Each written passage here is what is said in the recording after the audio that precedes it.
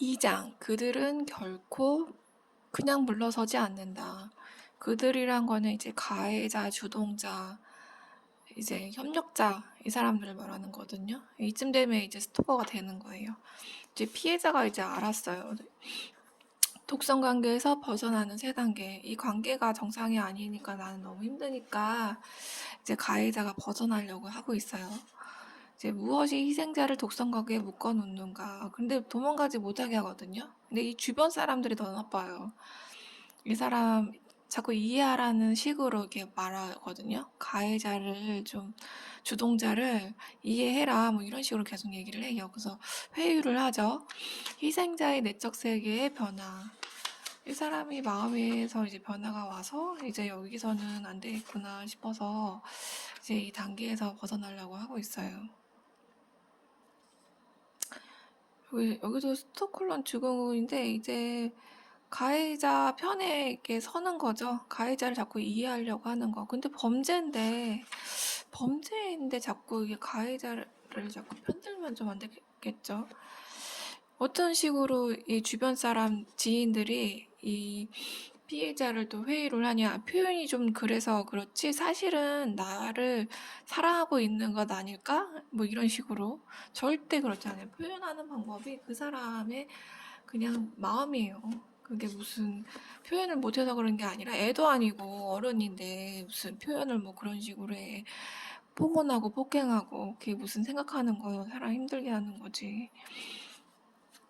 희생자를 그냥 이 가해자와 그 주변에 있는 그 협력자들은 희생자를 너무나 무시했기 때문에 이들 앞에서 격식이나 예의를 차리지 않았던 것이다. 그 나이가 든 사람들이 어른들이 애들도 아니고 그냥 이 사람을 무시했기 때문에 뭐 예의 같은 것도 없고 격식도 없었던 거예요. 그러니까 수치심은 자신과 동등하다고 여기는 존재 앞에서 느껴지는 감정이다. 근데 이 희생자한테 나쁘게 행동을 해도 수치심 같은 것도 없어요. 미안한 마음도 없고.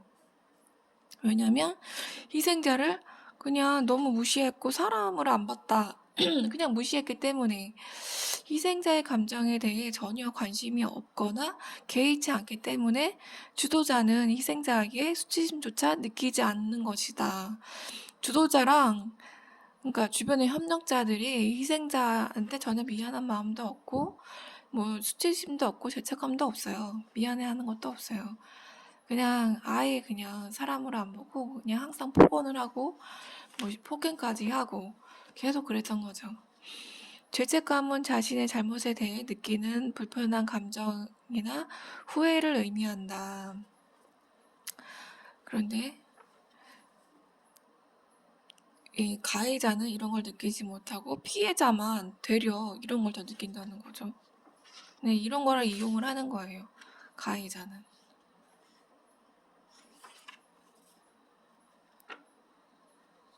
그냥 그 가해자는 미성숙한 사람이다. 그 가해자와 그 가해자 주변에 있는 그 협력자들은 같이 집단 스토킹을 하고 있는 거죠. 왜냐면 그 협력자들은 자기가 이렇게 안 하면 자기가 당할 수도 있거든. 아니면 그 모습이 재미가 있어서 계속 그렇게 가해자를 계속 가해를 하고 있는 거거든요. 한 사람의 인생을 망가뜨리고 통째로 병들게 만드는 건강한 공동체에서는 절대 있어서는 안 될 병적이고 일방적인 이 관계를 기존의 정신의학자 용어만으로도 표현하기에는 부족하다. 근데 이런 집단들이 있어요. 가족뿐만 아니라 회사 아니면 학교에서조차도 이런 집단 스토킹이 이루어지고 있거든요. 왕따. 막 애들만 왕따를 하는 줄 알았는데 그 왕따 그 아이들이 성장을 제대로 못해서 미성숙한 단계로 있어서 그냥 이제 어른인데도 집단 왕따를 하는 거죠. 사내에서도 학교에서도 뭐 그렇게 사람의 정신을 병들게 하고 영혼을 파괴하는 독성관계라는 현상이 단지 한 사람의 불행한 개인적 체험이 아니라 현실에 존재하는 분명한 하나의 병적 현상이라는 것을 독성 관계의 당사자들과 대중들이 인식했으면 한다. 이게 이렇게 좀 알아야, 야, 이거는 가해하는 거고, 너의 그 표현 방법은 틀렸다. 이렇게 얘기를 해줘야 된다는 거죠. 독성 관계의 수렁 속에서 고통받는 희생자들이 자신의 문제를 알아차리고 받아들이길 바란다. 이거를 알아차려도 그냥 이 사람들을 피하는 방법밖에는 지금 없어요. 근데 이렇게 책자라도 나오니까 속이 후련해요, 사실은. 누군가 이렇게 잘 이게 정리를 해서 책자로 나와서 좀 먹먹한 얘기긴 한데 진짜 좋거든요. 그러니까 잘못된 죄책감에서 벗어나라. 그러니까 나는 이 사람들한테 피해를 받아서 그냥 도망친 거일 뿐인데 약간 거기에 대해서 약간 또 죄책감을 갖는 거죠. 착한 사람들이 이런 거에 많이 걸리는 것 같기도 해요. 당신 잘못이 아니라 당신 잘못이 아니다. 자기의식 극복하기. 내가 그 사람들을 떠나서 그 사람들은 나를 뭐 보고 싶다고 하고 뭐 그런 식으로 하는데 내가 그 사람들을 뭐 안 만나도 되는 건가? 이런 죄책감에 약간 시달린다는 거죠. 근데 그럴 필요는 전혀 없어요. 왜냐면 그 사람들은 변하지 않으니까. 가면은 똑같은 단계가 이루어지니까. 그게 10년, 20년, 계속 30년 지속하던 사람들이라서 뭐 학교 같은 데도 솔직히 폐쇄가 됐잖아요. 학교에 일어난 뭐 집단 왕따, 뭐 이런 집단 스토킹 그런 게 일어나면 학교에 있는 뭐 교장들이 자기 체면이 조금 떨어지니까 이런 거를 이렇게 크게 부풀리지 않는다. 자기네 선에서 끝내려고 하고 이래서 거기에 있는 학교에 있는 학생들이 이런 스토킹이나 그런 왕따에 노출되어 있다. 그러니까 요새 조금 더 고립되어 있는 청소년들이 더 많아지고 있다고 하잖아요. 그러니까 예전에는 그래도 그렇게 바람직하지 못한 학생들을 보면은 뭐라고 하는 사람들이 있었어요. 근데 요새는 조금 더 폐쇄가 되어 가고 있다는 거죠. 뭐 왕따 같은 건 애들만 하는 줄 알았죠. 근데 결코 아니다. 잘못 자란 그 아이들이 어른이 돼서 또 다른 사람들을 피해자를 만들고 가해를 계속 하고 있다. 여기에 대해서 이게 분노가 생기잖아요. 가해자에 대해서 피해자들은 분노를 표현하지 못함으로써 축적되는 분노가 더 문제가 된다. 오랫동안 쌓여온 상처뿐인 경험들과 이로 인해 비롯된 무기력감, 계속 잠만 자거나 뭔가 다 하기도 싫어. 뭐 하고 싶은 것도 없고. 왜냐면 또 내가 뭔가를 하면 계속 폭언하고 폭행하고 또 따라와서 일을 망치고 그럴, 그럴 거라는 자기 약간 생각이 또 들거든요. 우리의 마음을 보호하기 위해 분노의 표출을 일시적으로 차단해 버리는 것이다. 그렇죠. 그런 폭언 자체를 그냥 나 스스로 차단해 버리는 거예요. 이런 폭언을 들었을 때. 내가 그런 소리를 들을 만한 사람이 아님에도 불구하고 그런 폭언을 들었을 때. 그리고 겉으로의 표현이 차단되었던 분노는 희생자의 내부에 쌓여 거대해진다. 분노의 폭발은 독성 관계를 멈추는 계기가 되기도 하고 자신의 문제를 해결할 방법을 찾을 수 있도록 독성 관계를 눈에 보이는 선명한 형태로 만들어준다. 폭발을 해도 집요하더라고요. 난리를 치고 폭발을 해도 집요하게 스토킹을 해요. 여기는 가해자 뭐 이렇게 했는데 가해자들은 결국 스토커가 되는 거거든요. 포기하지 않는 스토커들. 사회가 받아들일 수 있는 최대한 온건한 방식으로 표출될 것이다. 최대한 폭발하지 말고 사회에서 받아들일 수 있도록 이거를 표출을 해야죠. 그들이 받아들이는 건 받아들이지 않건 당신의 의사를 확실히 전해야 한다. 이거는 너네들 스토킹이니까 계속 그만하라고 계속 얘기를 해도 계속 따라다녀. 계속 쫄쫄쫄 따라다녀요. 어린아이가 따라다니듯이 계속 쫄쫄쫄. 애들이야 귀엽기라도 하죠. 근데 어른이 왜 그러는 거야. 나이가 먹어서. 매우 불편한 상황에 부딪힐 것이다. 만약 당신이 분노를 표현하는 순간 매우 불편한 단계에 부닥칠 것이다. 당신이 평온하던 모든 것을 망쳐버린 것처럼 느낄 수도 있다.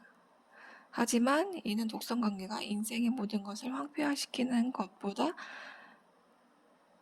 100배는 나은 일이다. 근데 그 사람 스토커들은 항상 시끄럽거든요. 발소리도 시끄럽고 그 사람들이 따라오는 것은 항상 시끄러워져요. 자, 주도자. 주도자는 일단 집단 따돌림을 항상 하는 사람이고 집단 스토킹을 하는 사람들이고 그런 사람들이거든요. 독성관계에서 벗어나려 할 때 그들이 하는 짓. 일단이죠. 지시제예요. 독성관계의 주도자와 협력자들은 빠르게 행동을 개시한다. 어떻게 하냐? 협력자들을 이용해서 이 사람이, 이 피해자가 뭐하고 있는지를 항상 궁금해해요. 뭐 하는지. 자기 일을 좀 과시하려고 하죠, 이 주도자는. 선한 중재자를 가장한 협력자들의 방해. 저 이것도 많이 봤어요. 협력자들이 중간에서 자기가 중재자인 것처럼 굉장히 선한 척 하거든요. 근데 아주 재수없죠. 주소자, 협력자, 플라이몽키라고도 부르죠. 이 사람들이 중간에. 협력자들은 흔히 자신들이 중립적이고 공정하다고 믿지만 이들은 심리적으로 희생자보다는 주도자 편에 훨씬 가깝다. 왜냐면 지금 가해하고 있다는 걸 알면서도 지금 피해자가 지금 뭐 하고 있는지 가해자한테 일거수일투족 다 말해요. 근데 피해자한테는 그런 말을 안 하죠. 그냥 아무 말도 안 하죠. 이제 여기서 이분이 여기 K라는 사람을 예로 얘기를 했잖아요. 이 K라는 사람이 어떻게 극복을 하는지를 여기 책에서 이렇게 얘기를 해줘요.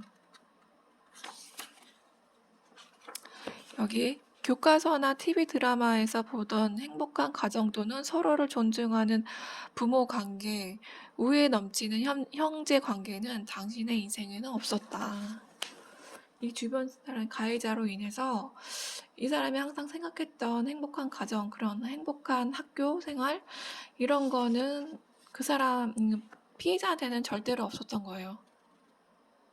그런데도 꿋꿋이 공부를 하고 졸업을 하고 회사에 취직하고 그랬죠. 당신이 독성관계에서 물리적으로 벗어난 순간 당신의 정신은 발빠르게 자신을 바꾼다. 자, 그것은 당신이 선택한 것이 아니었고 당신은 그러한 대접을 받아 마땅한 사람도 아니었다. 이 사람은 이 대부분의 독성관계에서 피해자들은 조금 더 월등한 사람들이었어요. 그 주도자보다는 주도자는 그 피해자가 그 월등한 모습이 꼴보기 싫었던 거예요. 그러니까 질투죠. 어떻게 보면 질투고 그냥 화풀이 대상 이런 식으로만 봐서 근데 그 피해자들은 또 금방 또 회복을 해요. 어디에 가서든지. 그 사람은 항상 그 나쁜 대접만 받다가 대접을 받을 이유도 없었죠. 다시는 거기는 가고 싶지 않죠.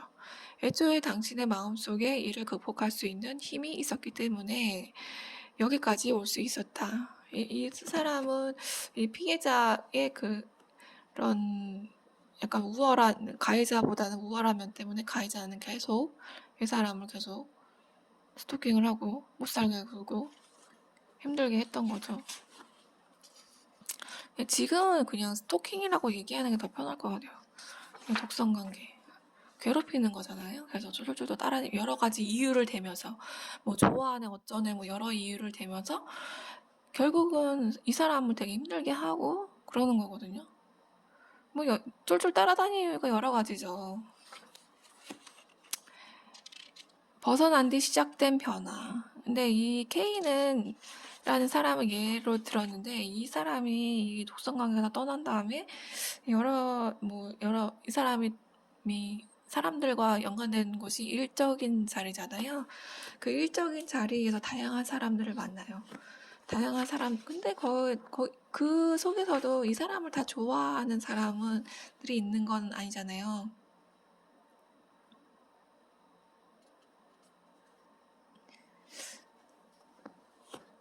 자, 여기 환자가 일상생활로 복귀하는 데 있어서 가장 큰 장애물로 작용하는 것은 그 사고의 기억이 뒤집어 놓은 일상생활의 감각이다.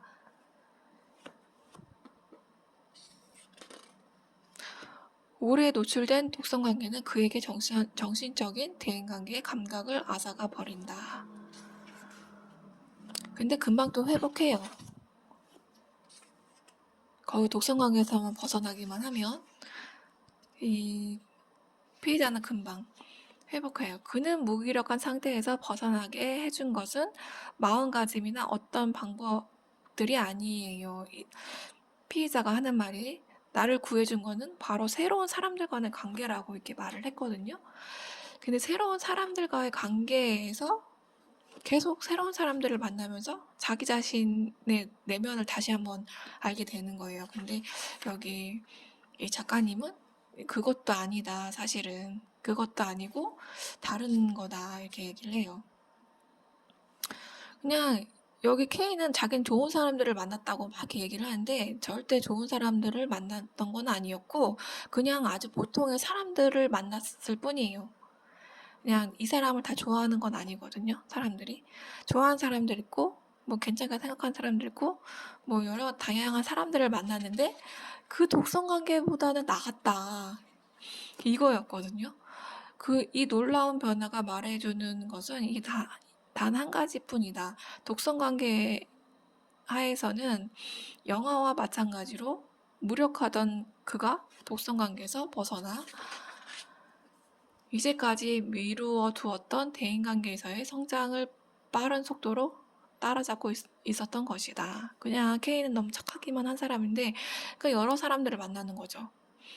일부는 그를 사랑했고 근데 K라는 사람을 일부는 그를 사랑했고 일부는 그를 미워했으며 일부는 그를 예의 바르게 대했고 또 어떠한 사람들은 그를 무시하고 무례하게 했다. 근데 이거 일반적인 사람들이 다 이렇잖아요. 모든 사람들이 다 나를 좋아하진 않잖아요. 근데 이 다양한 사람들을 보면서 이 사람이 여러 가지로 대처를 한다 이렇게 되는 거죠. 사람에 따라서. 네, 이 사람은 뭐 10년, 20년 뭐 이상씩 그 독성 관계에 있었기 때문에 마음적으로 이런 대접을 받을 사람 절대로 아닌데 항상 거기에 주눅들어 있었던 거죠. 자신을 압박하고 자신의 삶을 타인의 도구로 만드는 독성 관계와 그 잔재에서 벗어나는 것, 이게 가장 필요한 거다. 이거를 겪고 있는 사람들은 의식을 해야 되고 주변 사람들도 좀 알아야 된다. 자, 이제 3장. 나는 지금 독성관계에 빠져 있는가? 이거 스스로 자각하는 게 가장 중요하거든요. 이 3장은 다음 시간에 할게요.